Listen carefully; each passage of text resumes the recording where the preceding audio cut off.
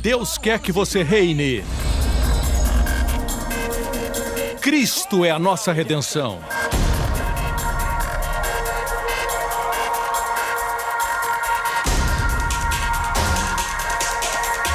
Deus é justo e faz o pecador justo.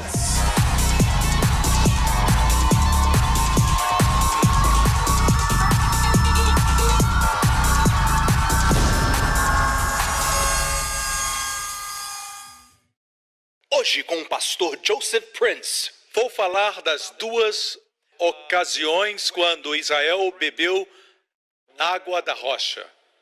2 vezes isso aconteceu. E não são relatos do mesmo incidente, mas são 2 incidentes diferentes. Um aconteceu logo que eles saíram do Egito, no primeiro ano dos 40 anos no deserto.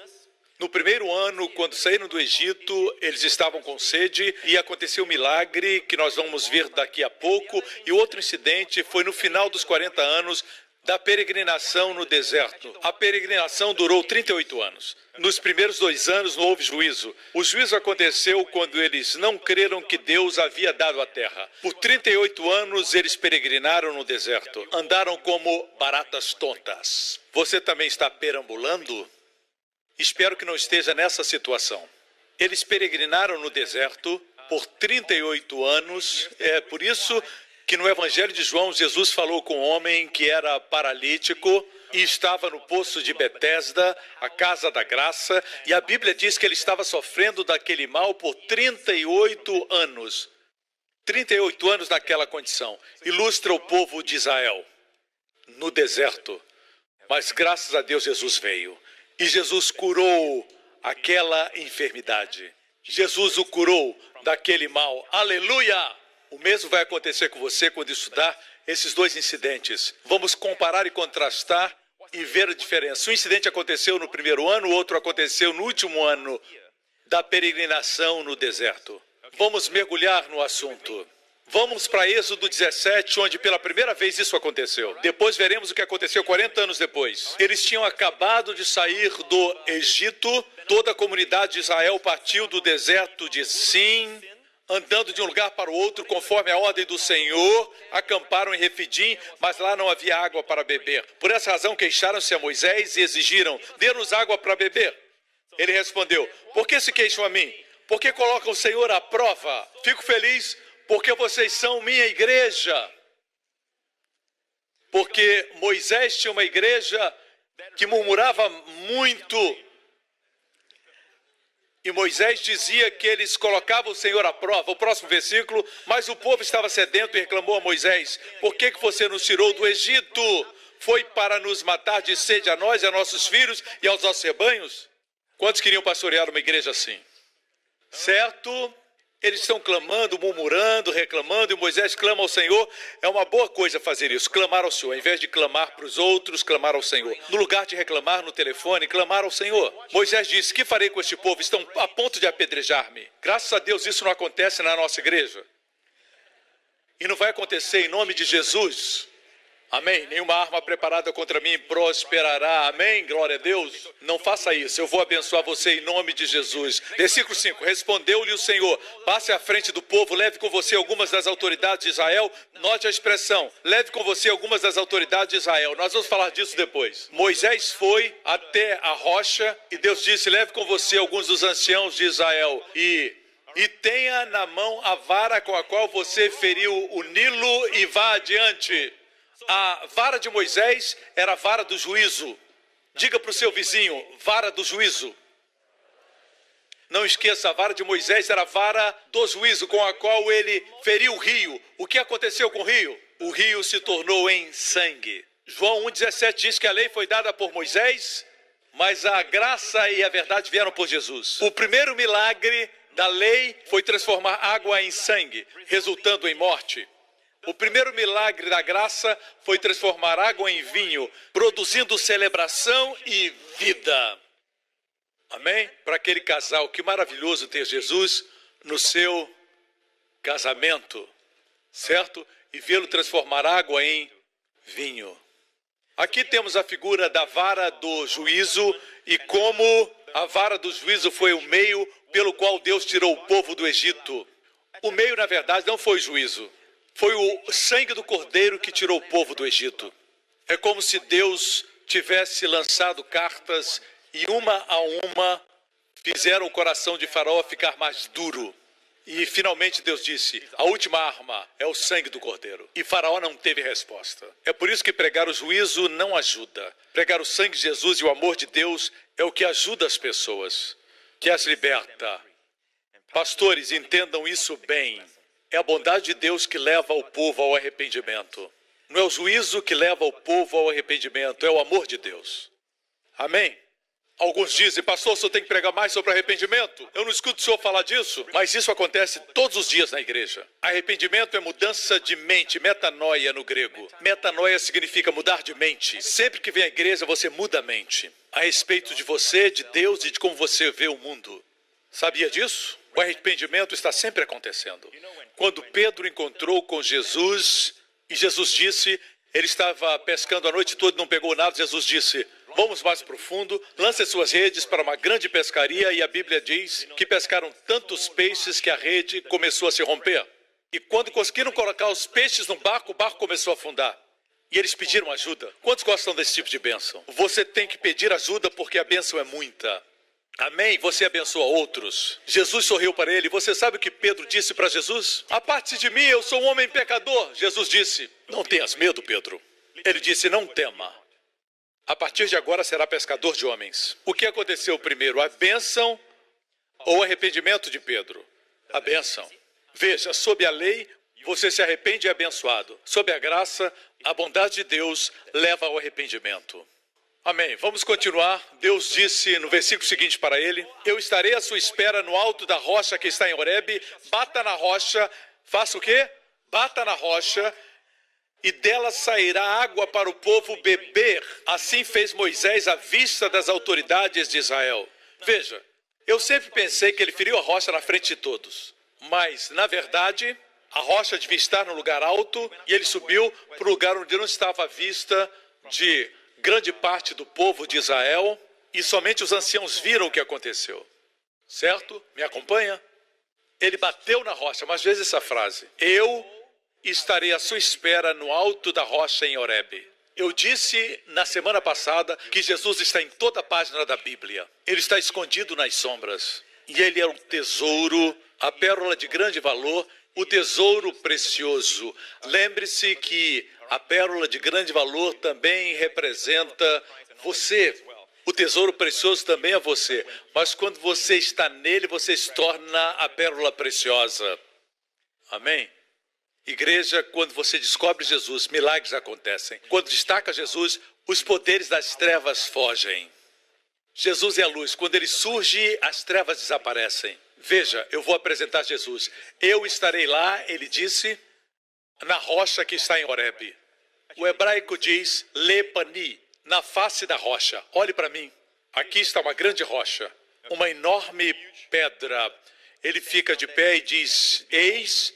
A expressão em hebraico é rei. Veja, rei.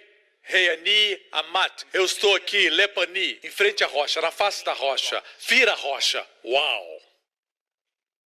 Porque não existe água, não existe milagre, não existe bênçãos para o povo se eu não for ferido. Por que assim, pastor?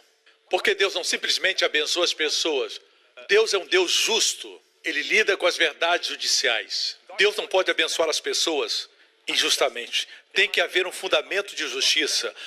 Por isso, na cruz, a misericórdia de Deus e a justiça de Deus se encontraram. Como a música que cantamos, Aleluia, foi escrita por nosso líder de louvor. Ele disse, pastor, peguei seus ensinamentos e coloquei em forma de música. Não é lindo podermos cantar que a misericórdia e a justiça se encontraram? Amém, na cruz. Você me acompanha? Não merecemos nem a água, quanto mais o pão. Não merecemos o oxigênio, pecamos contra Deus, perdemos nossa herança, perdemos as bênçãos. E o que nós merecemos? O inferno. Mas Deus nos deu o céu. Deus nos deu vida, nos deu água, nos deu pão, nos deu bênçãos. Custou um alto preço. Alguém tinha que pagar por nossos pecados. Por isso o Senhor disse, eu ficarei em frente à rocha. bata na rocha e a água vai fluir. É uma figura da cruz. E literalmente na cruz, quando Jesus foi pendurado, no final, porque ele morreu muito rapidamente, os outros tiveram as suas pernas quebradas, mas Jesus morreu rapidamente depois de entregar seu espírito. Os soldados romanos eram experimentados em crucificações. Eles sabiam quando alguém estava morto. Mas para estarem certos, eles furaram o lado de Jesus com uma lança. E do seu lado saiu, a Bíblia diz sangue e água, mas eu digo que saiu a noiva do Cordeiro, a noiva de Cristo. Assim como o primeiro Adão, para criar Eva, Deus o fez adormecer, o primeiro Adão, e do seu lado, Deus tirou a costela, e do genes da costela fez a mulher. Deus tirou Eva do seu lado enquanto dormia. Assim também a igreja de Cristo veio do seu lado. Aleluia! Do lugar do amor, não da cabeça para dominá-la, não dos pés para pisar sobre ela, mas do seu lado, para que ele a amasse. Vire para o seu esposo e diga, me ame. Glória a Deus. Ok, amém? Por isso, quando se aproxima do seu marido, você diz, estou em casa. Não é? Querida, você se sente assim? Minha esposa se sente assim. Ela se encaixa perfeitamente. Amém? Glória a Deus. Mais embaixo se encaixaria na minha axila. Glória a Deus. Versículo 7. E chamou aquele lugar Massá, que quer dizer tentação, e Meribá, que quer dizer contenda, porque ali os israelitas reclamaram e puseram o Senhor à prova, dizendo, o Senhor está entre nós ou não? Que coisa horrível para se dizer. Isso aconteceu no primeiro ano, o primeiro ano depois de saírem do Egito. Vamos agora adiantar. Vamos adiantar 40 anos até o último ano de peregrinação. Miriam acabara de morrer. Arão morreria em 4 meses. Logo depois Moisés morreria. Tudo naquele mesmo ano. Mas no 40º ano alguma coisa aconteceu no primeiro mês. Vamos para Números 20. No primeiro mês toda a comunidade de Israel chegou ao deserto de Zin. Esse não era o mesmo deserto, era o outro. Está claro no hebraico. O outro era Sim, esse é Zin. Certo? Israel chegou ao deserto de Zin no primeiro mês. O povo ficou em Cádiz e Miriam, a irmã de Moisés. Miriam era irmã de Moisés. E Arão, o irmão. Certo? Ali Miriam morreu e foi sepultada. Não havia água para a comunidade e o povo se juntou contra Moisés e contra Arão. Depois de 40 anos, ainda se levantavam contra o seu pastor. É por isso que eu gosto de vocês. Amém? Versículo 3. Discutiram com Moisés e disseram, quem nos dera tivéssemos morrido quando os nossos irmãos caíram mortos perante o Senhor? Por que vocês trouxeram a Assembleia do Senhor a esse deserto para que nós e os nossos rebanhos morrêssemos aqui? Eles ainda não estavam mortos. Por que falavam de morte? Eles ainda estavam vivos, não estavam? Veja, Deus não quer que você morra. Pare de falar de morte. A vida e morte estão no poder da língua. Por que vocês nos tiraram do Egito e nos trouxeram para esse lugar terrível? Aqui não há cereal, nem figos, nem uvas, nem romãs, nem água para beber. Moisés e Arão saíram de diante da Assembleia para a entrada da tenda do encontro e se prostraram rosto em terra, e a glória do Senhor lhes apareceu. E o Senhor disse a Moisés, escute com cuidado, pegue a vara. Espera um minuto. Eu quero falar algo sobre esta vara. Não é a vara de Moisés, não é a vara com a qual feriu o rio e transformou em sangue, não é a vara do juízo. Mas era a vara de Arão, seu irmão. A vara de Arão, se você se lembra, tinha algo nela miraculoso. O que era? Ela floresceu, produziu galhos, folhas, flores e frutos, amêndoas. Tudo de uma vez. Normalmente você tem os galhos, sem as flores e seus frutos. Depois vem as flores e depois os frutos, mas aqui aconteceu de uma vez só. Isso ilustra a vida. E a vara estava cortada. Vida a partir da morte. Ilustra a ressurreição. E aconteceu assim. Foi um outro momento de reclamação, como habitual. Murmuravam contra a liderança de Arão, que era o primeiro sumo sacerdote de Israel. Reclamaram dele. E Moisés disse, todos os líderes das 12 tribos, tragam suas varas. E eles trouxeram suas varas. E ele as colocou, incluindo a vara de Arão, no tabernáculo onde Deus habitava. E no dia seguinte, diz: peguem as varas. E a vara de Arão era a única vara que havia florescido e produzido frutos. O que queria dizer que ele era o escolhido de Deus. Escute com cuidado, a marca de um verdadeiro ministro é o poder da ressurreição que flui através dele. Quando ele ministra, existe vida. Me escutam, esta é a marca de alguém que é verdadeiramente chamado por Deus. Amém? Agora Deus diz para Moisés, no 40º ano, 40 anos depois da rocha ter sido ferida, dessa vez Deus diz: pegue a vara. Que vara? A vara da graça. Graça sacerdotal. Não a vara do julgamento, porque a vara que floresceu e produziu frutos era a vara da graça. Israel agora tinha um sumo sacerdote. Você notou? Em Êxodo, no 1º ano, não existia sumo sacerdote. Somente os anciãos de Israel. Certo? Correto? Mas aqui temos Arão, o sumo sacerdote. Os anciãos não são mencionados. Percebe a exatidão da palavra? Você sabia que quando Jesus morreu, quem o entregou para os romanos? Os anciãos de Israel, certo? Onde estava o sumo sacerdote? Lá na cruz. Não havia sumo sacerdote até que Jesus, quando ressuscitou dos mortos, se tornou nosso sumo sacerdote. Por isso eu amo falar sobre o sumo sacerdote. Entenda bem. Veja, é assim que Deus vê as pessoas. Deus não nos julga baseado em nós mesmos, nos julga baseado no sumo sacerdote. Se o sumo sacerdote é bom e você é mau, Deus aceita você como bom. Como é o seu sumo sacerdote, assim é você aos olhos de Deus. Se você for bom e o sumo sacerdote mau, era um problema comum em Israel. O que acontecia? Deus rejeitava a nação, porque o povo era aceito na pessoa e nos méritos do sumo sacerdote. Nós temos o sumo sacerdote que jamais morrerá. Ele é eternamente bom. Ele é justo para sempre. Deus olha para você e olha para Jesus e diz: assim como é Jesus, assim você é neste mundo. Amém, igreja? Aleluia! Eu fiquei animado. Não dá para você dormir.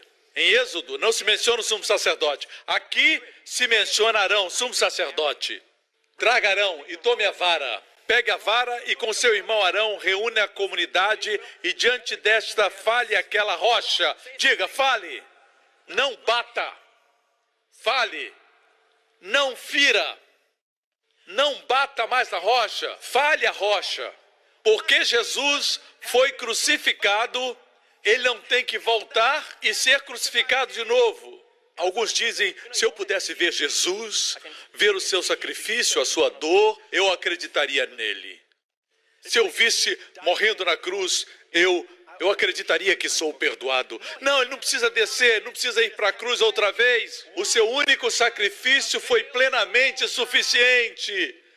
É eficaz para todo sempre. Você me acompanha? Outro fato é este: quando fazemos algo errado, o espírito do açoite vem sobre nós. O espírito do açoite. Você quer açoitar as pessoas. Quando estamos dirigindo, falamos: ele não ligou a seta. Eu vou passar na frente dele e vou cortar ele. O espírito do açoite vem. Você sente vontade de açoitar alguém. Bater na esposa, bater nos filhos. Não estou falando fisicamente. Muitas vezes é verbal. Açoitar com palavras. E você acha que açoitar resolve.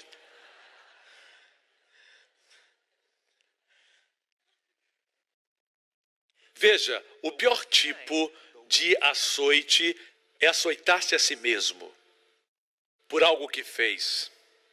Você se chuta. E tem gente que se auto-açoita. Tem pessoas que sabotam o relacionamento quando está bom. Eles sabotam, sem saber por quê. Eles acham que não merecem um relacionamento. Por isso eles vão de um relacionamento para outro e sempre estragam tudo. Eles ferem-se a si mesmos. Quando vão ser promovidos, eles estragam tudo. E não sabem por quê. É uma forma de se açoitarem. Por isso precisamos ver a cruz. Quando você vê que Jesus foi açoitado por seus pecados, no seu interior você descansa. Você para de se açoitar, porque outro já foi ferido em seu lugar. Amém? Assim, Deus diz, não bata mais. Fale a rocha. Diga, fala a rocha. Quem é a rocha? Jesus. Você sabia que a palavra rocha aqui e a palavra rocha em Êxodo, no primeiro ano, é diferente no hebraico? Voltemos a Êxodo 17. Veja, Deus diz no versículo 6, eu estarei à sua espera no alto da rocha. A palavra rocha aqui é zur. No hebraico, zur quer dizer pedregulho, uma grande pedra. Agora veja, 40 anos depois, voltemos para Números, Deus diz, fale aquela rocha, a palavra rocha aqui é selá, quer dizer despenhadeiro, porque antes tinha um pedregulho e agora tem um despenhadeiro, uma montanha alta. Fala rocha, porque Jesus não está mais na cruz. Ele não é mais um indivíduo na cruz, um pedregulho, agora ele está exaltado. Quando falar com ele, veja-o elevado, exaltado, cheio de poder e domínio. Amém? Fale a rocha. Uau! Você vê como a Bíblia é exata? Você gosta desses tesouros? Isso vai ajudar você. Vai alimentar, fortalecer e fundamentar você. A Bíblia é um manual de instruções. Eu lembro quando comprei meu primeiro aparelho de DVD, anos atrás. Só sabia apertar o play, pausa, avançar e rebobinar. Depois descobri que podia gravar. Após muitos meses, eu não conhecia a minha herança, era meu. O problema é que eu não li o manual de instruções. E a Bíblia é um manual de instruções. Fala de Jesus e da sua herança. No próximo programa, Deus disse, fale aquela rocha e ela verterá água. Vocês tirarão água da rocha para a comunidade e os rebanhos beberem. Então Moisés pegou a vara. Veja que ele teve que pegar a vara porque não era a sua vara de juízo, mas a vara da graça. obrigado por sintonizar no programa de hoje. Esperamos que tenha sido uma bênção para a sua vida. Para mais informações sobre o programa da Igreja New Creation, acesse o site ncctv.org.sg. Lá você poderá se inscrever para receber um devocional diário do pastor Joseph Prince. Seja incentivado e fortalecido todos os dias e saiba o quanto Deus lhe ama através desses devocionais. Acreditamos que o seu dízimo pertence à igreja que você frequenta e oramos para que você seja grandemente abençoado, altamente favorecido e profundamente amado.